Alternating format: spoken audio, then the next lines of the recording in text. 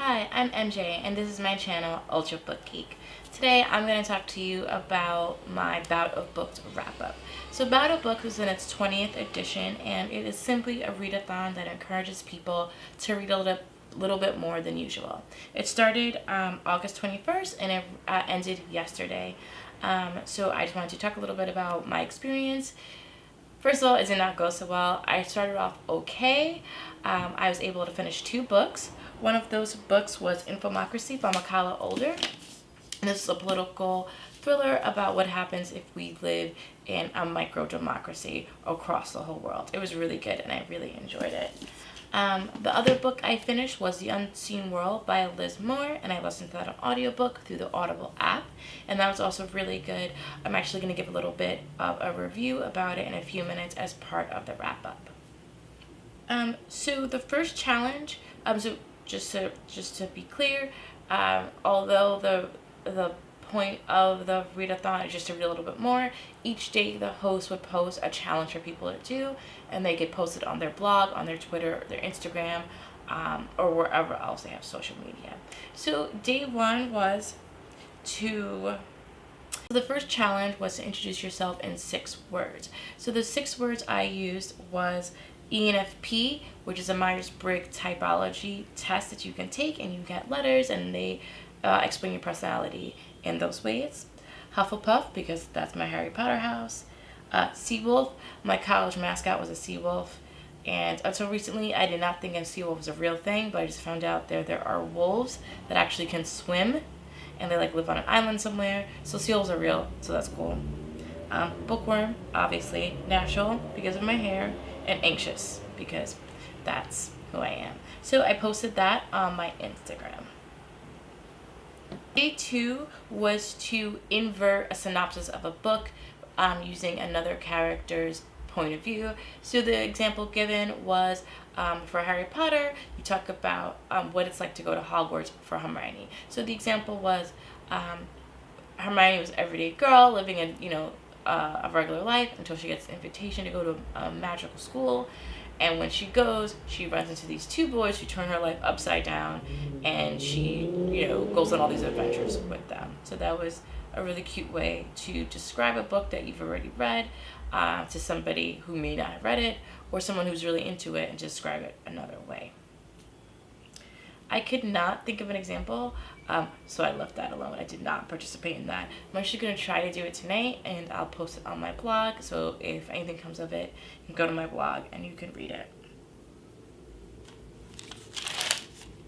Day 3 was to create a rainbow book spine, which I also posted on my Instagram. It did not go so well. I am not good with ordering the colors of a rainbow for some reason. You would think you know how to do that. I didn't. I tried to do it. Hopefully it came out okay. You can check out my Instagram and tell me what you think.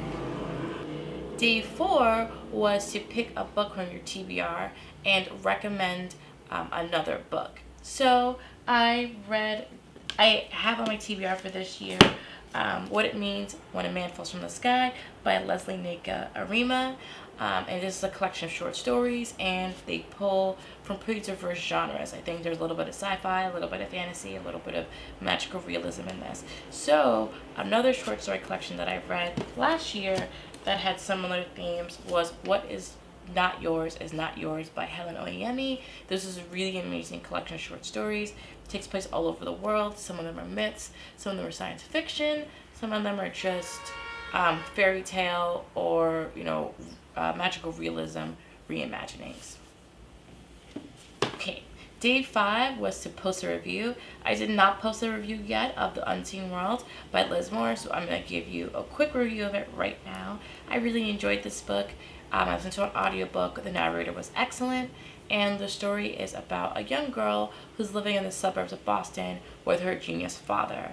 He has a lab at a local university, and he homeschools her, and most of her interactions with other people is working in the lab with him. When she's about 12, about to become 13, she notices her father starts acting a little bit strangely, and he's actually diagnosed with an illness, and he's progressively getting sicker.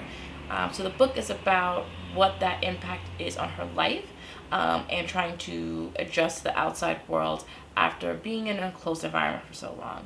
The book was really beautiful. It was really well written. The characters were really vivid and well drawn, and I could easily see walking down a street in the suburb and meeting this young girl, what she looked like and what she felt like, you know, trying to transition from being an adolescent to a teenager, and trying to deal with her father's illness. It also touches a little bit on the Turing test, which is something that's really interesting to me, and early uses of AI. So if any of that sounds interesting to you, I would suggest you read it. I haven't read the book itself, but I am really excited to actually go out and buy this book and read it in a paperback or hardcover, because the Audible audio experience was just a really good one. Day 6 is name a character you love to hate. So one of the characters I hated the most growing up was Mrs. Minchin from A Little Princess by Frances Hodge Burnett. And this is the story of a little girl who's really wealthy, and she's brought up by her father. Her brother died when she was really young, and he takes her to a boarding school while he's going to somewhere in East Africa to work to develop mining for diamonds. So if you read the book, you know Mrs. Minchin is the headmistress, and the young girl, Sarah, her fortunes take a turn for the worse, and she actually has to become a maid to be able to stay in the boarding house, in the boarding school where she is. And Mrs. Minchin is just really evil and petty and mean and does not care about Sarah as soon as the money is gone. And I just like really loved hating her. And at the end of the book, you know, like the resolution, the little girl's not mean to her at all. She just kind of snubs her, and it's just really nice. It was a really satisfying ending. So day 7 was just to read. There was no real challenges. People were just asked to post about what they were reading, or just getting a little bit more reading time. I am actually reading The Daughter of Smoke and Bone by Laini Taylor, and I was at Afropunk yesterday, so I didn't get a lot of chances to read, but when I did try to get in like a few pages, and it actually pushed me past that boundary where I was just interested in the book and to really wanting to read more, and I really loved what I was reading today. So yesterday was a good day to like get me past that initial hump of what's going on, who are these characters, what world am I in, and today I felt like I really got into the book. Okay, so that's it. That is my Bout of Books wrap up. If you're interested in doing this challenge, I think it's going to be next January, the next iteration, and you can go to boutofbooks.com. It's a blogspot blog, and you can check out what's going on there.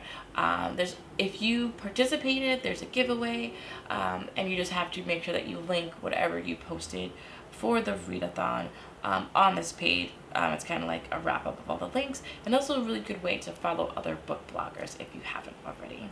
So that's it for me today, and as always, enjoy your next read. Bye!